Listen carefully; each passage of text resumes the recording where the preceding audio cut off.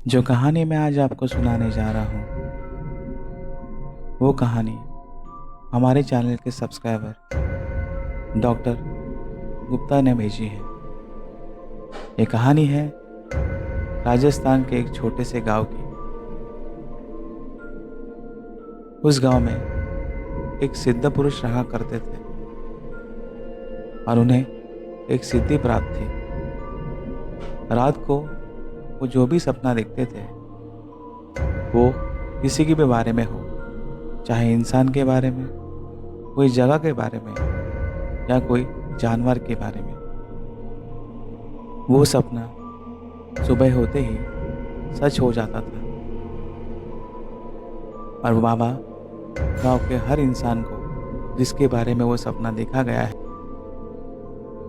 उसे बताकर उसकी समस्याओं का समाधान करते थे, चाहे वो अच्छी बात हो या बुरी। एक रात बाबा कुछ अजीब सा सपना देखते हैं। वो सपने में वो देखते हैं कि कई सालों बाद जिस गांव में वो रहते हैं वो गांव पूरी तरह से नष्ट हो गया है। और ये देखते ही बाबा की आँख खुल जाती है। तभी बाबा सुबह के प्रहर में रहते हैं।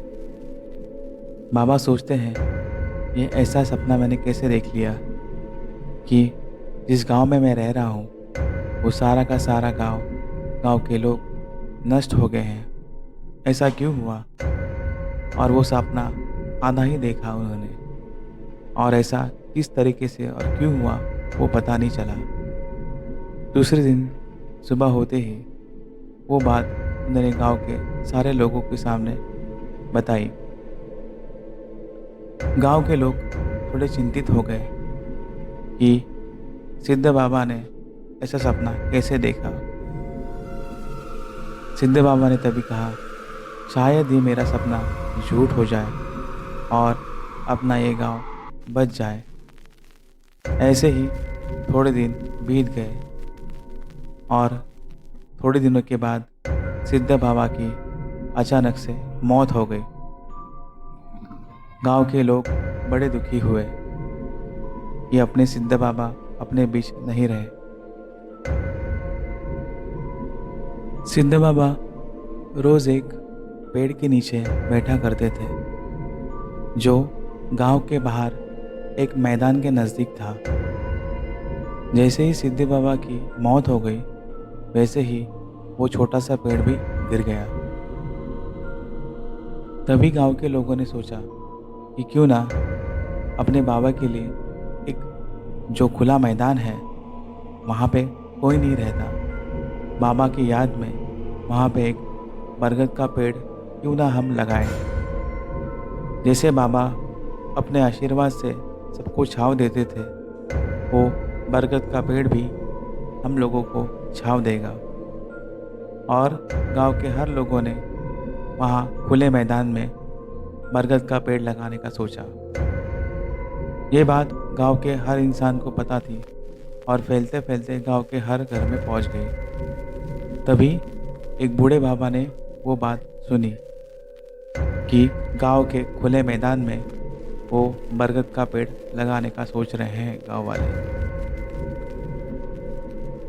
वो बूढ़े बाबा बड़े सोच में पड़ गए कि वो जो खुला मैदान है वो खुले मैदान में एक चंडालिका नाम की बड़ी डायन रहती थी और वो सालों पहले लोगों को कहर में डालती थी। उसके कहर से सारा का सारा गांव नष्ट हो गया था। ये बात उन्होंने वो सिद्ध बाबा ने बताए थे। वो सारा का सारा चित्र उनको सामने दिखाई दिया और उसी खुले मैदान में उसको मारकर गाड़ा गया था। अगर वो बरगद का पेड़ उसी जगह लगाया गया तो वो चंडालिका उस ज़मीन से बाहर आके फिर से अपना कहर ढालने लगी थी। चंडालिका एक अलग बड़ी डायन थी जो लोगों का खून पीकर जीवित रहा करती थी। लोगों को मारकर वो अमर होना चाहती थी। और कई सालों पहले लोगों ने उसे मारकर उस जमीन के अंदर सीधा खीले से ठोक कर और एक तावीज से बांधकर उस जमीन में गाड़ दिया था। पर यह बात गांव वालों तक पहुंचाना बड़ा ज़रूरी था। इसलिए बूढ़े बाबा ने अपने पोते को राज को वो बात बताई, जो बात उन्होंने सिद्ध बाबा ने बूढ़े बाबा को बताई थी।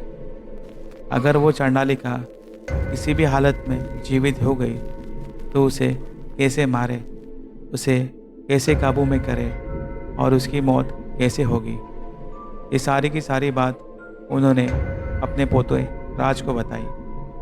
उसे ये भी कहा कि गांव के नज़दीक एक पुराना मंदिर है। वो पुराने मंदिर के पीछे सिद्ध बाबा ने एक सिद्ध करके पत्थर रखा हुआ है, जो मंदिर के पीछे है, जमीन के अंदर गाड़ा हुआ।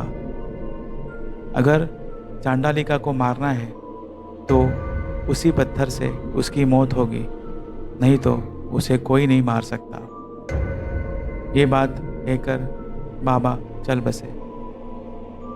पोते के दिमाग में वो बात रहेगी कि किसी भी हालत में गांव के हर इंसान को वो चांडालिका के कहर से उसे जीवित होने से बचाना है। इसलिए भाग भाग कर वो गांव के पंचायत में जाकर सरपंच जी के मिलकर वो बात बताना चाहता था। पर उससे पहले ही गांव के सारे लोगों ने जो खुला मैदान था, वो खुला मैदान में जाकर खोदना शुरू कर दिया था और बरगद का पेड़ लगाने का पूरा प्रबंध हो चुका था। गांव के उस ज़मीन को खोदते खोदते जो तावीज़ से चांडालिका को बांधा गया था, वो तावीज़ निकलकर बाहर कहीं फेंका गया और चांडालिका वो बंधन से मुक्त हो गई। और लोगों ने वो बरगद का पेड़ का बीज उसी ज़मीन में लगा दिया और सारे लोग वहाँ से चले गए। राज पहुँचते पहुँचते बड़ी देर हो गई थी और दूसरे दिन सुबह जब लोगों ने वो खुले मैदान की तरफ देखा तो बरगद का पेड़ रातों रात पूरी तरह से बड़ा हो गया था। लोग हक्का बक्का हो गए एक ही रात में। कल जो बीज बोया था उसका इतना बड़ा पेड़ कैसे बन गया। लोग वो देखने के लिए उसी बरगद के पेड़ के नीचे जाने लगे और जो चांडालिका मर गई थी उसे जो ज़मीन के अंदर गाड़ा गया था उसके अंदर वो जीवित हो गई थी। उसकी शाखाओं में उसकी सारी ताकत थी और वो उस पेड़ को बड़ा करके अपनी सारी ताकतें उस पेड़ के ज़रिए बड़ी बड़ी करती जा रही थी।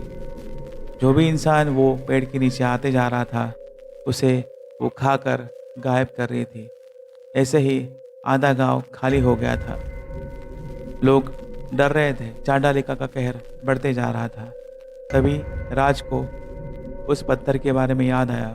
वो भागते भागते मंदिर के पीछे चला गया और खोद कर वो जादुई पत्थर जो सिद्ध किया था बाबा ने, वो निकाल कर उस पेड़ों की शाखाओं की तरफ आ गया। उसने वो पत्थर पेड़ों की शाखाओं पर मारना शुरू कर दिया। वैसे ही चांडालिका का कहर हर जगह दिखने लगा। वो पागल सी हो गई। उसने बहुत कोशिश की राज को मारने की, पर राज वो जादुई पत्थर के वजह से बचता जा रहा था। उसने हर जगह पे वो पत्थर के गांव जड़ों के ऊपर मारना शुरू कर दिया। ऐसे ही मारते मारते उसने पूरे चारों तरफ पेड़ की शाखाओं के ऊपर वो पत्थर मारना शुरू करने के बाद चांडालिका का कहर कम होता गया और वो पेड़ गिर गया। उसने ही जैसे ही वो पेड़ गिरा दिया वैसे ही चांडालिका का कहर पूरी तरह नष्ट हो गया। पर जाते जाते चांडालिका ने कहा कि मैं फिर आऊँगी और फिर से ये गांव नष्ट कर जाऊंगी। जैसे ही वो पेड़ गिरने के बाद ज़मीन के अंदर गायब सा हो गया और राज ने लोगों को चांडालिका के कहर से बचा लिया और वही पत्थर जो जादू से सिद्ध किया था वो ज़मीन में फिर से गाड़ दिया जहाँ पे चांडालिका निकली थी।